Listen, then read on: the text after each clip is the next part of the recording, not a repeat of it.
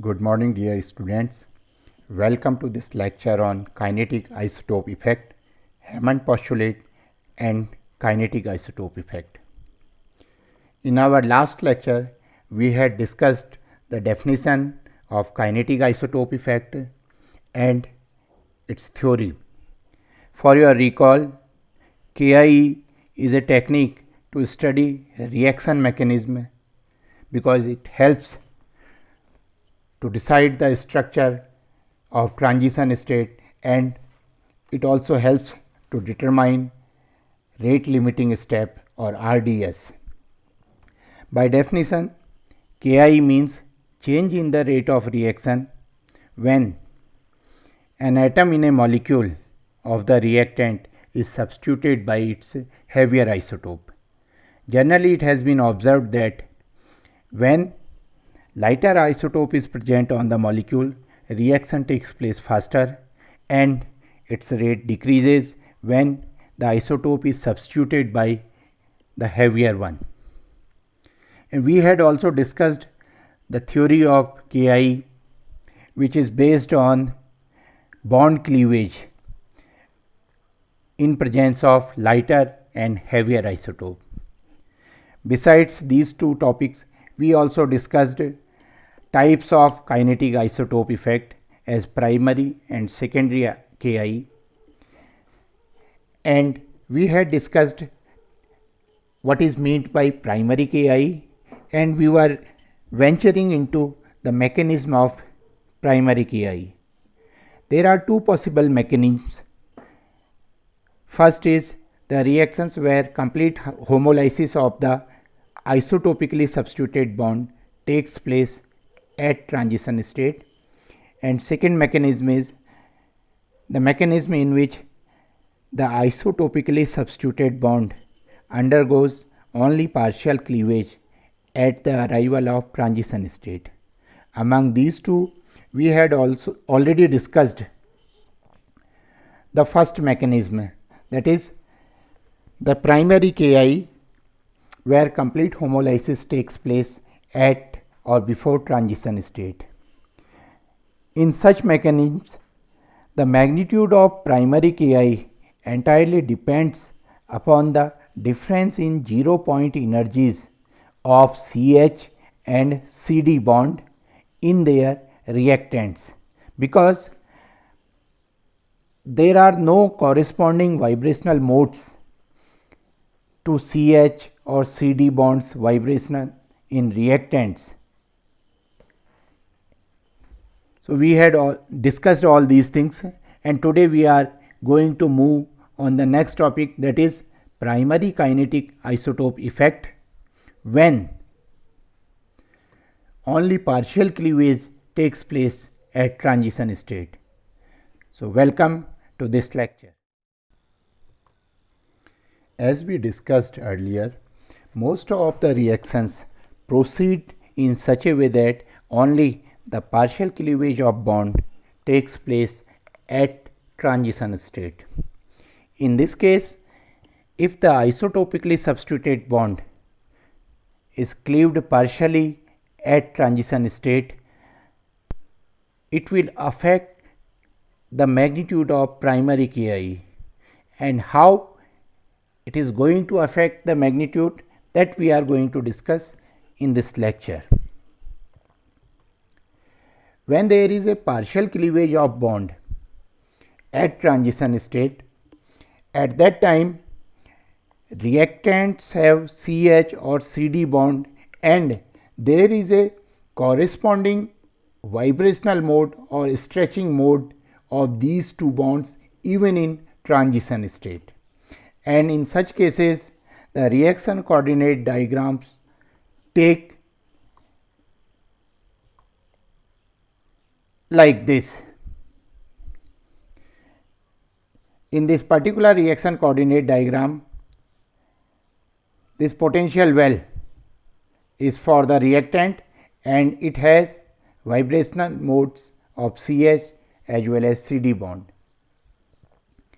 And here this well represents transition state, and since the bonds are only partially broken.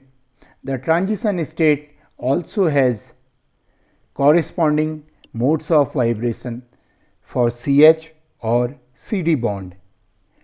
But you can very well see here the energy gap or ZP difference in the reactant may or may not be equal to the energy difference in transition state. Why does it happen?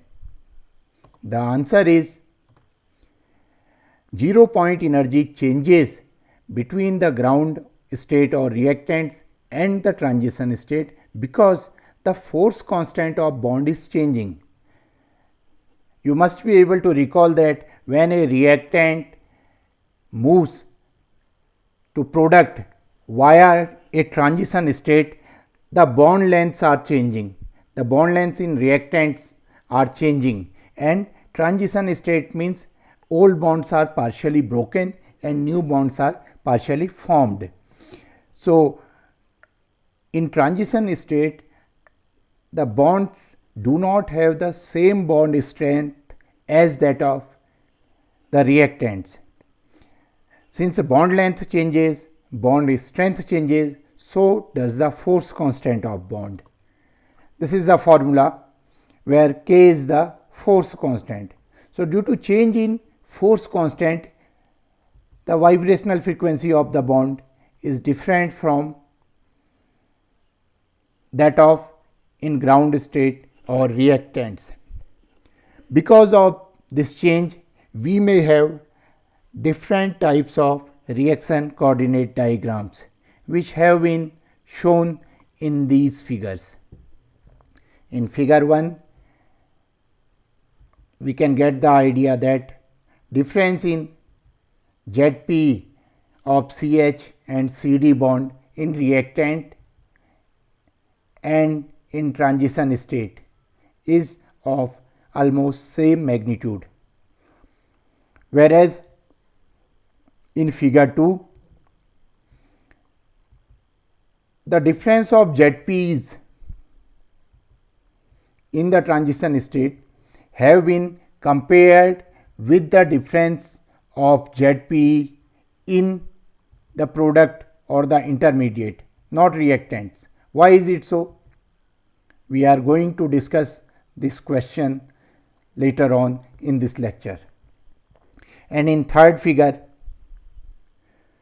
the difference of ZP in the ground state is somewhat higher than difference of ZPs of CH and CD bond in transition state. These relative differences of ZP decides the magnitude of primary kinetic isotope effect in these type of mechanisms, where only partial cleavage takes place at transition state, and how the delta ZP's difference in ground state and in transition state decides the magnitude. This we are going to learn in subsequent lectures.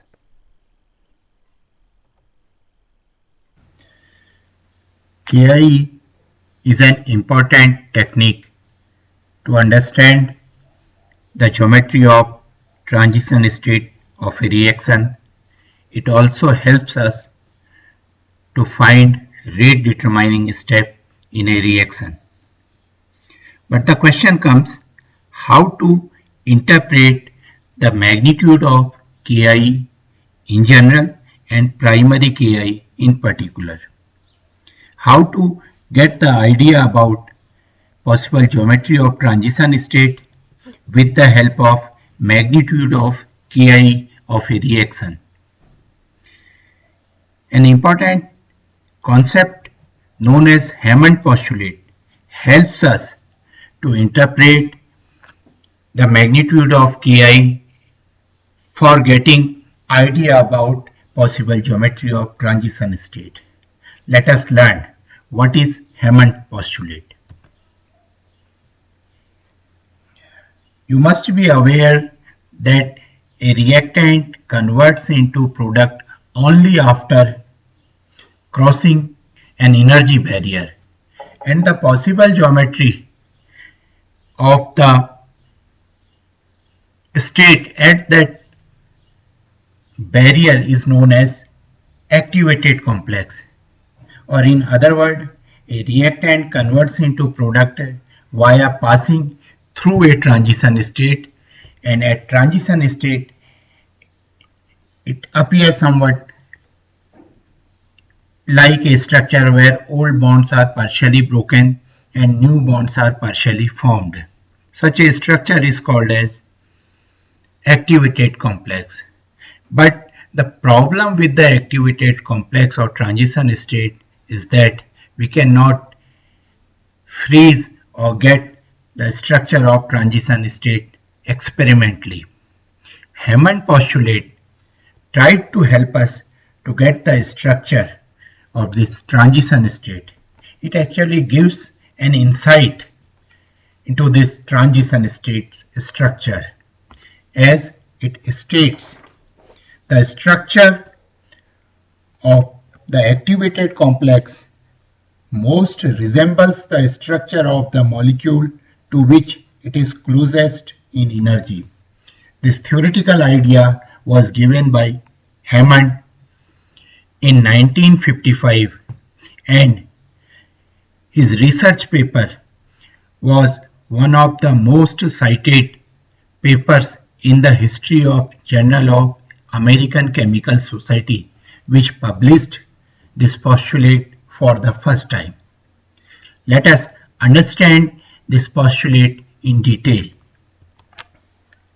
Dear students, you must be knowing about an exothermic reaction. It is a reaction in which heat is released during the course of reaction, or in other words, reactants are at higher energy level than the product. So that extra energy between reactant and product is released in terms of heat. That's why it is known as exothermic reaction. Here is a diagram which represents progress of the exothermic reaction. In this, a reactant converts into product via a transition state, and this is the reaction coordinate axis. And if you see here, this transition state arrives at this much distance from the reactant and nearly this distance from the product, because product appears somewhere here. So this particular representation tells transition state appears closer to product than reactant. The same exothermic reaction can be shown in one more way. It is here. Again, it is an exothermic reaction because reactant is at higher energy level than product, and reactant passes to product via a transition state. And in this representation, transition state is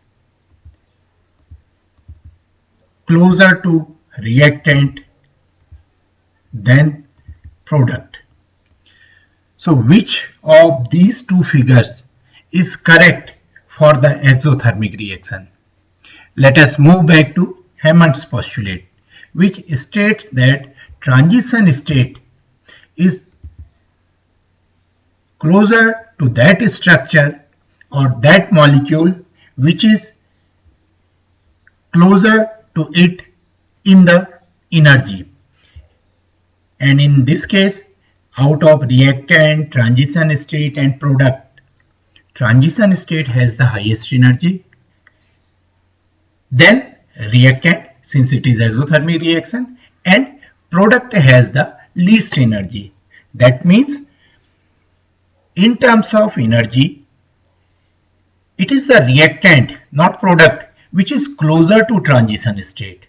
That means transition state should resemble reactant in case of exothermic reaction, or in other words, it should be closer to reactant, not closer to product. So the figure second is the correct representation of exothermic reaction and figure 1 is wrong according to Hammond's postulate. Let us try to apply Hammond postulate for an endothermic reaction. As the name indicates, endothermic reaction means a reaction in which energy is absorbed during the course of reaction. That is, heat is absorbed during the course of reaction. It means product is at higher energy than the reactant. So it should be represented somewhere like this. But what is the difference between figure 1 and figure 2? Both of them represent endothermic reaction as reactant is at lower level than product, or product has higher energy than reactant. That is true as it is endothermic reaction. But the question comes, transition state should be closer to reactant or product? According to Hammond postulate, transition state should be closer to that molecule which is having energy closer to this transition state. And in endothermic reaction, the order of energy is transition state has highest energy, then product, and reactant has the lowest energy. So product has energy closer to transition state for an endothermic reaction. In such a case, the transition state should appear closer to product in the progress of reaction, not reactant. Whereas this first figure is showing just opposite. In this, transition state is closer to reactant than product. And in second figure, this transition state is closer to product and it is far away from reactant. So applying Hammond postulate, we can say in an endothermic reaction, transition state should resemble product because energy of transition state is closer to the energy of product, not reactants. So first figure is wrong, or first representation is not the correct representation for endothermic reaction, whereas the second one is the correct representation for an endothermic reaction in the light of Hammond postulate. Now the question comes, why transition state should resemble the molecule which is closer to it in energy? The answer is when two states occur consecutively during a reaction process and have nearly the same energy content, then their interconversion will involve only a small reorganization of molecular structures. That's why transition state will resemble to that molecule which will be closer to it in energy, so that only a small reorganization in transition state will lead to that molecule. This is another form of Hammond postulate. Let us illustrate Hammond postulate with an example, and it is the example of conversion of an alkene to a carbocation by HCl. You can see here alkene reacts with HCl to form a carbocation which is an intermediate. Now the question comes, what will be the possible structure of transition state or activated complex in this particular reaction? If we apply Hammond postulate, according to it, the transition state will be closer to that molecule which will be having energy nearly similar to transition state. So the question comes, is it alkene or carbocation which has energy closer to transition state. For this, we must know whether this conversion is exothermic or endothermic. Our previous knowledge tells that alkene's conversion into transition state is an endothermic reaction. That means,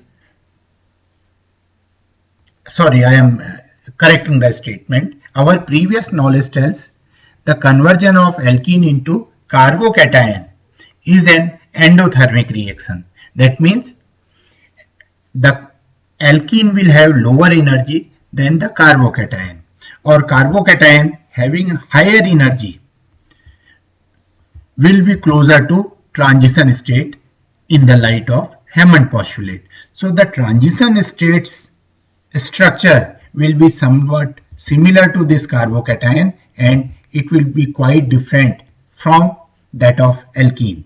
It is clear from our next slide. As I told, conversion of alkene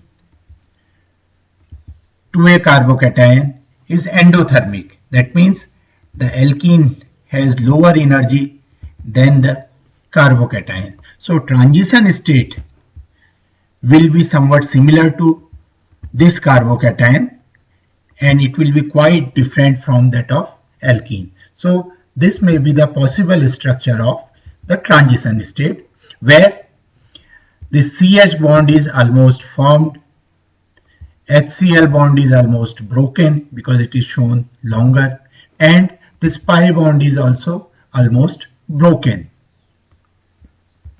This is how Hammond postulate helps us to get an idea about the possible geometry of transition state, because we cannot experimentally freeze and get structure of transition state from the course of reaction. So we just have to use theoretical concepts to get possible idea of the geometry of transition state. So this is about Hammond postulate. Now we will learn how knowing and understanding Hammond's postulate help us to interpret the magnitude of primary Ki in cases where the bonds are partially cleaved at the arrival of transition state.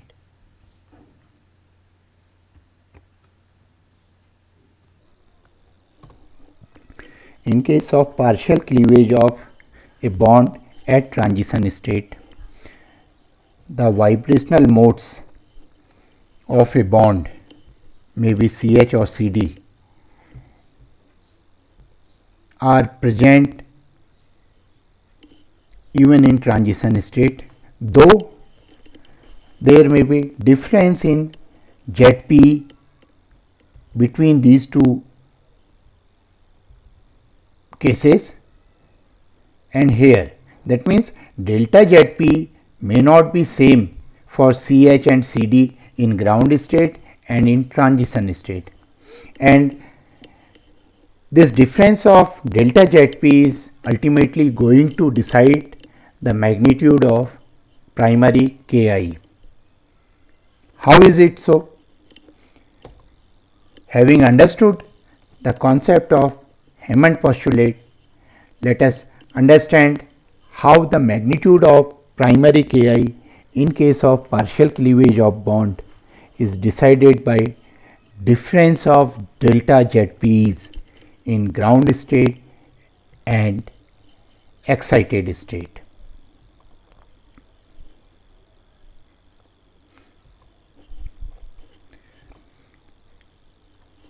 Let us look at the first case.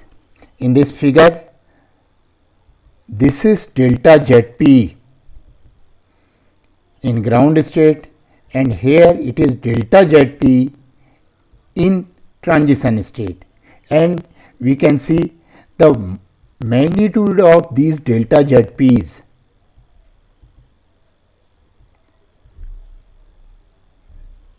in ground state and in transition state are almost similar. When this gap is equal to this gap. That means delta ZP in GS and delta ZP in TS are equal or almost equal, or their differences will be almost zero. In such cases, value of Ki will be low. Why is it so, or what does it indicate?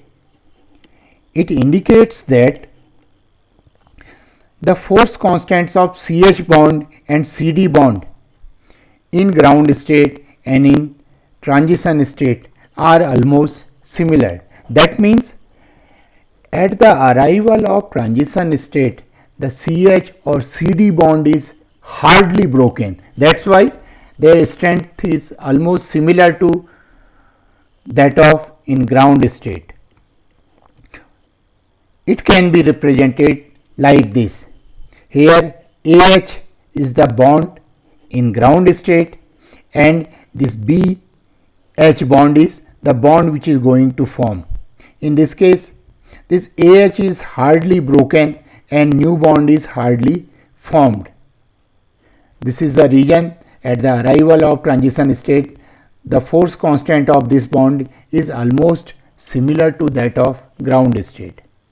When this happens, that means when transition state arises or appears in a reaction early, in such cases old bonds are hardly broken. That means they are strong bonds, and if bonds in transition state, that is old bonds in transition state, are still strong, it will result into low difference of delta Zp in ground and excited state, or it will lead to low Ki value, and it also represents an exothermic reaction. It happens in exothermic reaction that old bonds are hardly broken at the arrival of transition state, and these things lead to lower kinetic isotope effect. Other possibility is this. Here we have not shown the CH and CD stretchings of reactant. Instead, we have shown CH and CD stretching of product or an intermediate. We can see here the difference of delta Zp in transition state are almost similar to those of product. It means the CH bond in the transition state are somewhat equivalent to CH bond of the product. It happens when force constant of CH bond in transition state is almost similar to the force constant of product. That means in transition state the new bond has formed strong enough to represent the bond of a product. In such cases also the delta Zp will be small, and it will also lead to a small primary Ki. These are the cases when transition state in a reaction appear later and reaction is almost complete, and it can also be represented like this. In such cases, in transition state, the new bonds are almost formed and old bonds are almost broken. These are the cases of endothermic reaction, and these cases also have low value of primary Ki. And the third possible case is this. Here the delta Zp in reactant is higher than delta Zp in product. When delta Zp of reactant and product transition state are different, this lead to high Ki value, and these are the cases where transition state arises or appears almost in the middle of reaction, when old bonds are almost half broken and new bonds are half formed. These are the cases represented in this way, and these are called as thermoneutral cases. So in thermoneutral cases, the difference of delta Zp of reactants and transition state is high, which lead to high primary Ki values. We can summarize all this in following way. If difference of Zp of Gs and of Ts is low or almost equal, it will lead to low primary Ki. It happens in case of exo or endothermic reactions. In other words, if delta Zp of Gs is greater than delta Zp of Ts, it will lead to high primary Ki, and it happens in case of thermoneutral reaction. So we can summarize that the presence of high value of Ki reflects the symmetry of transition state structure, which happens in case of thermoneutral reaction, and how it varies with the reaction conditions. This is how symmetry in transition state can be represented, and the possible geometry of transition state will be like this. It is revealed from high magnitude of primary Ki. In general, if the Ki is greater than 2, it usually implies that there is considerable CH bond cleavage, and it is something like thermoneutral reaction, and at the arrival of transition state, the old bonds are half broken and new bonds are half formed. So dear students, this is all how Hammond postulate helps us to understand the possible geometry of transition state and how to correlate magnitude of primary Ki with the possible geometry of transition state. Let us finish this lecture with one question, and here is the question. The reaction of toluene with chlorine or bromine, in which toluene shows a primary Ki of 1.5 with chlorine free radical but 4.6 with bromine free radical. How can one explain these variations? It means when toluene reacts with chlorine free radical to form chlorotoluene, the Ki comes 1.5, whereas with bromine Ki comes 4.6. By this time you must be knowing that high value of Ki means it is more thermoneutral reaction than the reaction of toluene with chlorine free radical. In actual also there are difference of energies of HCl or DCl and HBr and DBr. Hence, transition state for the two isotopomers will have different Zps. There are three possibilities at transition state. First, the CH or CD bond is hardly broken at the transition state. That is the case of exothermic reaction. And second, the CH or CD bond is completely broken or almost completely broken, and H or D atom is completely transferred to X. In these two cases, the delta Zp will be small between ground state and Ts, and it will have a small Ki. And the third case is the bond is half broken, that is H or D atom is half transferred to X, which will give symmetry in the transition state, and this will lower the force constant, and therefore it will cause delta Zp small in the transition state. So the Ki will be high, and in actual hydrogen abstraction by chlorine free radical is more exothermic. In that case, the CH bond is hardly broken at the arrival of transition state. Therefore, observed value of Ki in the first reaction is low, that is 1.5. So this is all about Hammond postulate and Ki. Here are the references.